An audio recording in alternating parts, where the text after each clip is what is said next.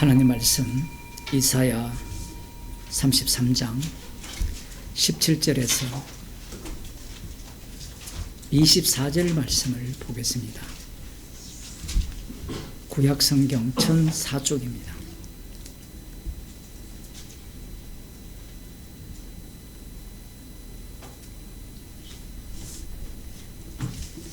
제가 읽어드리겠습니다.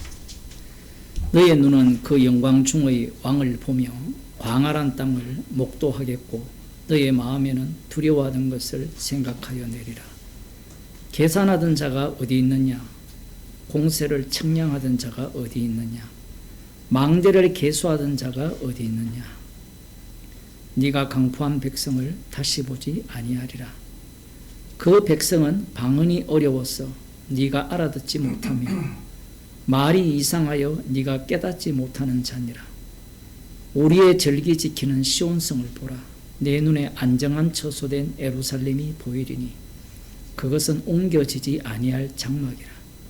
그 말뚝의 영영이 뽑히지 아니할 것이요 그 줄이 하나도 끊치지 아니할 것이며 여호와께서는 거기서 위험 중에 우리와 함께 계시리니 그곳은 마치 노지라는 배나 큰 배가 통행치 못할 넓은 하수나 강이 둘림 같을 것이라.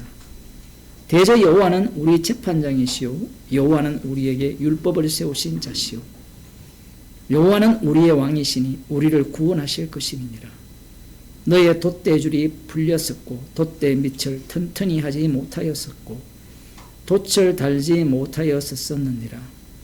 때가 되면 많은 재물을 탈취하여 나누리니 저는 자도 그 재물을 취할 것이며 그 거민은 내가 병들었노라 하지 아니할 것이라. 거기 가는 백성이 사죄함을 받으리라. 아멘. 이 말씀이 어려운 이유가 뭐냐 하면 이 아수르가 당할 일, 그러니까 이스라엘의 대적이 당할 일과 그리고 그 이스라엘 백성들이 외칠 내용들이 섞여 있어서 그래요.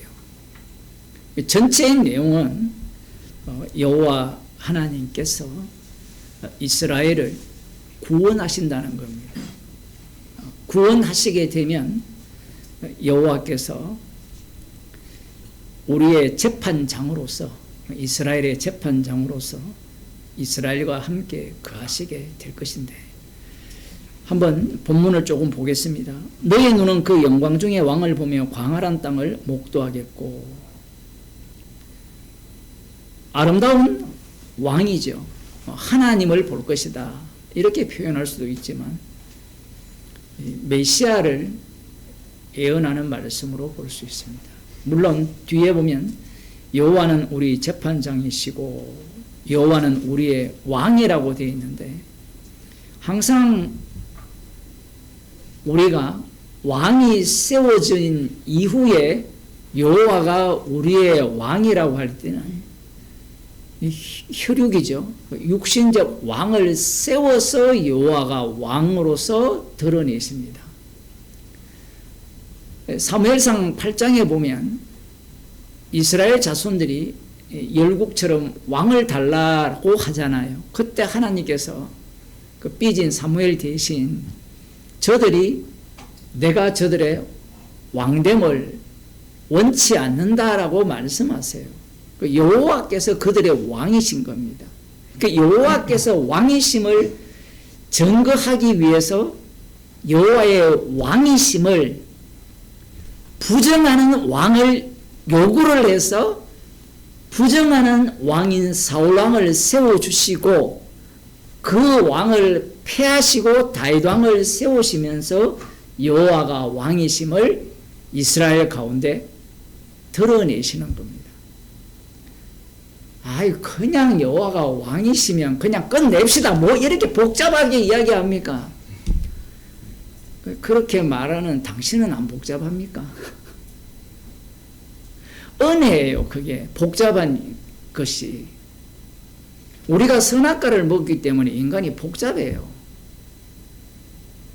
하나님께서의 왕되심을 드러낼 때는 이 과정 속에서 왕되심을 드러냅니다.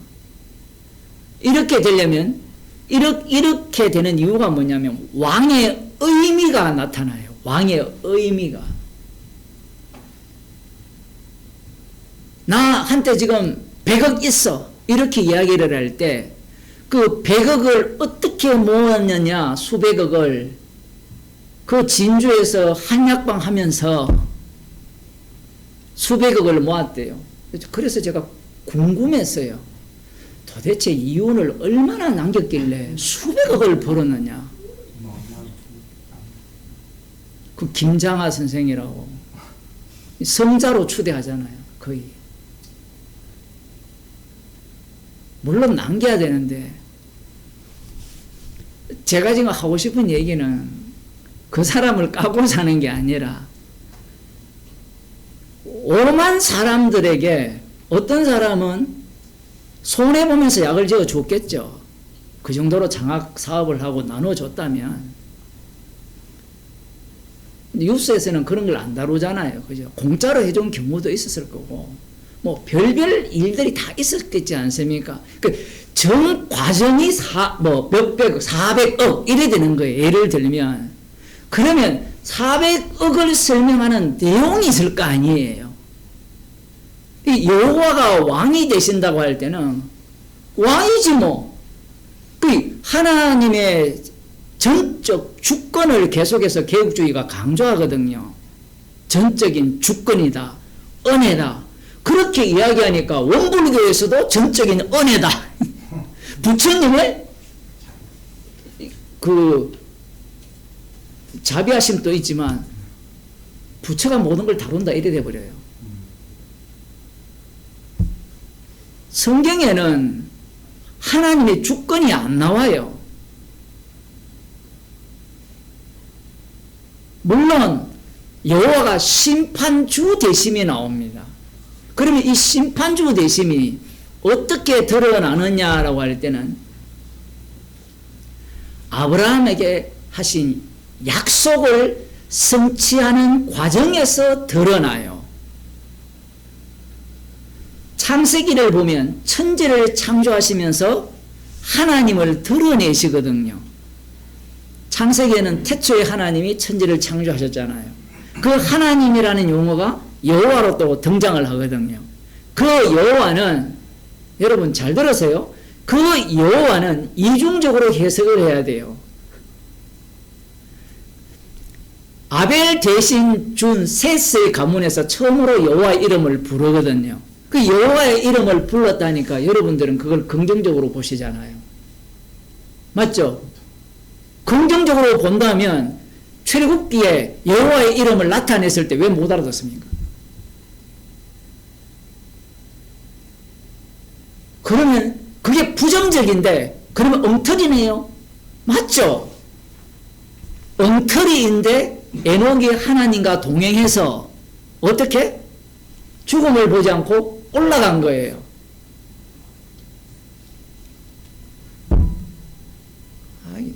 정 목사님은 말씀을 맨날 꼬아서 얘기하는데 제가 꼬는 게 아니고 성경을 읽는 우리가 문제라는 거예요. 우리가. 그 신학자들이 문제라는 겁니다. 자기가 죄인된 입장에서 말씀을 펼쳐보게 되면 여호와의 이름을 불렀더라 그러면 내가 불렀을 거 아니에요. 그거 엉터리잖아요. 그 계시 속에 나타나거든요. 하나님께서 그 사건들을 통하여서 하나님 자신을 증거하십니다. 그게 신학계에서 가르치거든요. 하나님은 자기를 계시를 통해서 자신을 증거하신다 라고 말해놓고 계시를 개무시하는 게 신학이에요. 아들을 통해서 자신을 나타내셨으면 아들을 통해서만 주되심을 드러내야 되는데 아들을 통해서도 주되심 이야기하고 여호와를 통해서도 주되심을 이야기하고 다 끌어고 와요. 그런 것들이 문제가 되는 겁니다. 여호와께서 지금 이스라엘을 회복을 하시는데 그 18절에 보면 너의 마음에는 두려워하던 것을 생각하여 내리라. 이 과거로 돌리는 거죠. 계산하던 자 어디 있느냐, 공수를 측량하던 자가 어디 있느냐, 망대를 계수하던 자가 어디 있느냐.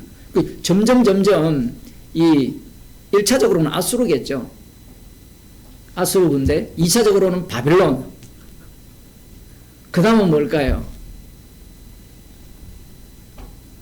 그 다음은 이제 다른 쪽 이렇게 넘어가는데 그들의 공격을 받아서 숫자를 셀 만큼 줄어드는 겁니다. 망대도 줄어들고 과거에 공세도 줄어들고 꼭 이게 군비가 있어야 뭐 물자를 공급받든지 물론 포위해버리면 방법이 없잖아요. 그러한 어떤 그 과거를 떠올리게 되고 네가 강포한 백성을 다시 보지 아니하리라. 그 백성은 방언이 어려워서 네가 알아듣지 못하며 말이 이상하여 네가 깨닫지 못하는 자니라. 그러니까 아수르 사람들이 아수르 말을 하고 들어오니까 못 알아듣죠. 사실 방언이라는 말이 여기에서 구약에서부터 출발하거든요. 그러니까 방언을 하면 못 알아듣는 얘기예요. 못 알아듣는 얘기고 우리의 절기 지키는 시온성을 보라. 네 눈에 안정한 처소된 예루살렘이 보이리니 그것은 옮겨지지 아니할 장막이라. 그 말뚝이 영영이 뽑히지 아니할 것이요 그 줄이 하나도 끊치지 아니할 것이며. 그러니 얼마나 이러한 나를 고대하겠습니까? 바벨론 제국에 의해서 멸망을 당했을 경우에 예수님 때를 보게 되면 여전히 로마 제국이 지배하려 있잖아요. 그 시온성이 견고한, 예루살렘이 견고한 그러한 어떤 장막이 되고 뽑히지 않을 곳이 된다라고 했으니까 그러한 나라를 원하잖아요. 예를 들면 이런 겁니다. 윤석열이 계엄을 해가지고 경기가 어렵게 되었잖아요. 그러면 이 계엄 세력을 물리치고 이재명이 되어서 뭘 해주기를 원합니까? 그것밖에 없어요. 그래서 이재명한테 찍는 거예요. 아니면 계엄 세력을 찍는 이유는 그래 너희들 다 망해도 난 부자야. 그러면 또 김문수 찍겠죠. 근데 만일에 김문수를 찍으려고 하는 사람이 엄청 어려워요. 그 원인을 어디에서 찾겠습니까? 예를 들어 윤석열한테 찾는다면 찍겠어요? 안 찍죠. 현 상황이 내가 찍을 사람을 결정을 해요. 현 상황이 투표를 할 때 그러면 목사님은 누구 찍을 겁니까? 나한테 이익되는 사람 찍어요. 죄인이기 때문에. 몰라요. 또 고약하게 또 안 찍을지도. 주님이 투표 못하게 할 수도 있잖아요. 이스라엘이 형편이 지금 이 강대국에 의해서 점령당해 있잖아요. 그러니 요동치지 않는 이 뽑히지 않는 말뚝이 꽂힌 시온성 예루살렘을 약속을 하셨으니까 여호와께서 거기서 위험 중에 우리와 함께 계시는 그곳은 마치 어떤 곳이 되느냐 노지라는 배나 큰 배가 통행치 못할 넓은 하수나 강이 둘린 같을 것이라. 해자가 딱 둘러있는 해자라는 말 알죠? 옛날 고전 그 성을 보면 특히 영국이나 이런 성 보면 주변에 이 도랑 같은 게 있잖아요. 표현하면 그 깊은 그 곳을 파서 물로 채워서 다리는만 하나 만들어 놓고 들어오고 나갈 때는 다리를 올렸다가 내리는 이 해자인데 이곳은 배는 못 다니고 배까지 다니면 배를 띄워가지고 쳐들어올 수 있으니까 그러한 해자로 둘리는 견고한 성이 된다라는 겁니다. 하나님이 우리와 함께 계시기 때문에. 예수님 당시에 천국을 그렇게 갈망하는 이유가 있었던 거예요. 하나님께서 바벨론 포로기에 돌아왔잖아요. 70년 만에 돌아와서 70일을 약속하신 이후에 이게 시간이 지나면 지날수록 그 약속에 대한 기대가 커진다는 게 우리의 망상이고요. 형편이 어려워지면 어려워질수록 그런 기대가 강해지는 겁니다. 시간 지난다고 그런 거 아니에요. 뭐 일제시대도 40년 지나면 해방이 된다, 불가능하다고 생각하는 사람이 훨씬 많았죠. 그런데 독립운동하는 사람들 어떨까요? 핍박이 더 가해지니까 더 강렬하겠죠. 해방이 되는 날을 꿈꾸면서 똑같습니다. 이들도. 우리는 이 말씀을 관람하기 때문에 이 말씀이 예수님 당시에 유대인들에게는 얼마나 큰 위로가 되고 희망이 되고 소망이 되는지를 생각을 못하죠. 그런데 그들의 입장에서는 이 말씀이 희망이고 소망입니다. 마치 오늘날로 치면 사업했는데 쫄딱 망했다. 당장 오늘 밤에 먹을 밥도 없고 자식들 줄 것도 없다. 그럼 뭘 소망하겠어요? 자살해버리죠. 천국을 소망하니까. 그런 식인 거예요. 약속이 있으니까 이들에게는.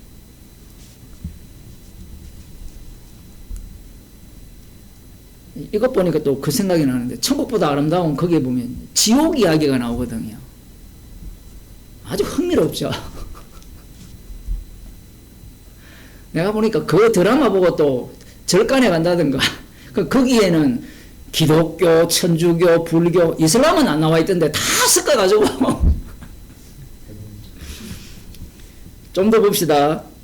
22절, 대저 여호와는 우리 재판장이시오. 여호와는 우리에게 율법을 세우신 자시오. 여호와는 우리의 왕이시니 우리를 구원하실 것입니다. 이 말씀이 어려운 이유가 뭐냐면, 여호와가 율법을 세웠잖아요. 율법을 세우신 여호와가 재판장이 되죠. 재판장이 구원을 하려면 어떤 방식밖에 없습니까? 율법을 위반한 자를 어떻게 구원하겠어요? 자신의 희생밖에 없어요.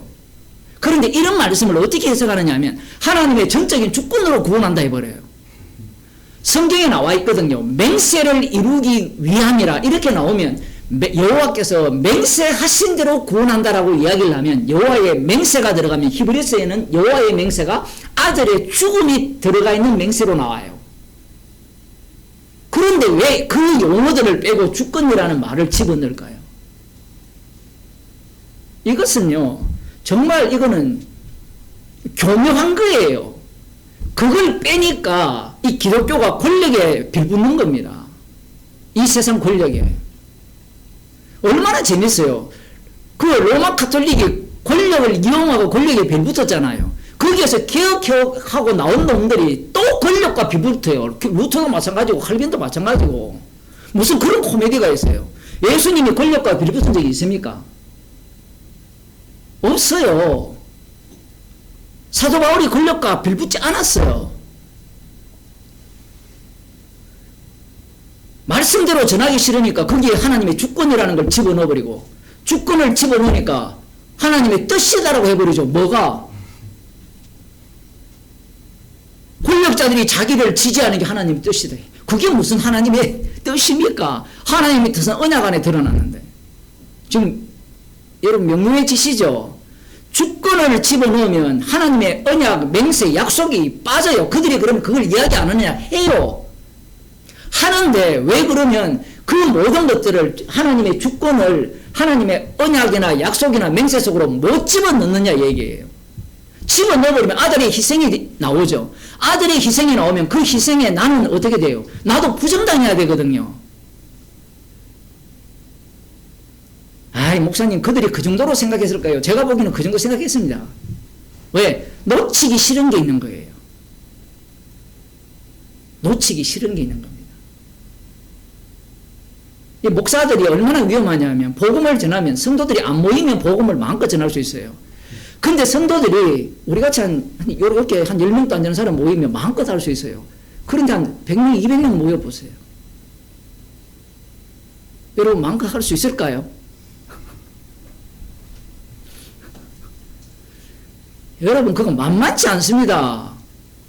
아니 뭐 예를 좀 직접적인 거 들면, 내가 식당을 하는데 내 입맛에 맞는 메뉴를 내놨어요. 손님이 평소 수익이 한 예를 들어 한 달에 1,000만 원이다 그런데, 예를 들어 한 3천만 원 되는 수익이 들어온다 칩시다. 그런데 그 나머지 2천만 원, 평소보다 다른 사람들은 다른 입맛을 원해요. 그러면 바꿔야 돼요, 안 바꿔야 돼요? 바꿔야 되죠.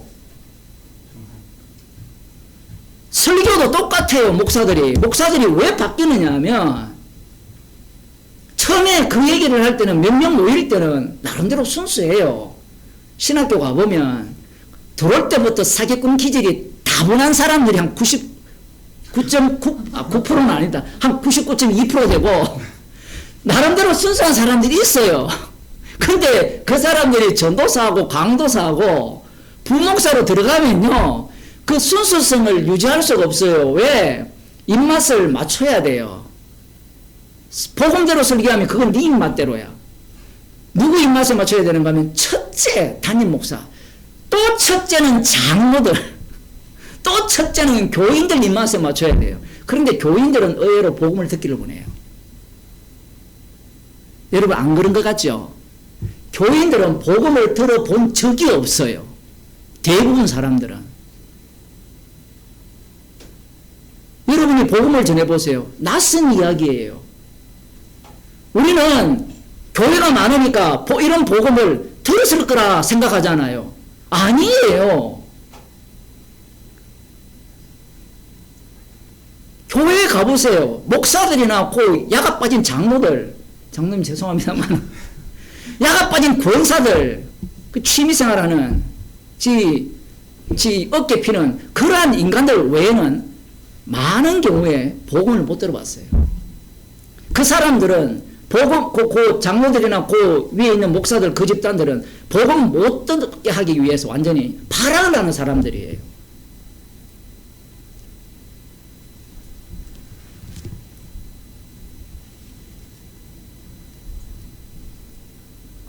여호와가 우리의 왕이라고 하잖아요. 제가 주권 이야기를 했는데 여호와가 우리의 왕이라는 것은 구약이에요. 여호와가 우리의 왕인데 여호와의 이름으로 누가 오시는가 하면 예수 그리스도가 오십니다. 예수님이 우리의 왕이 되면 어떤 차이가 나느냐 하면 세례 요한이 오실 거이가 당신이 오리까 물었을 때 그 물음이 자기가 기다렸던 그 천국관이 완전히 부서지고, 부서지는 정도가 아니라 그 천국관 때문에 예수님이 살해당해요. 살해당한 그 자리에서 왕이 나타나요. 그게 십자가에 못 박히신 예수 그리스도입니다.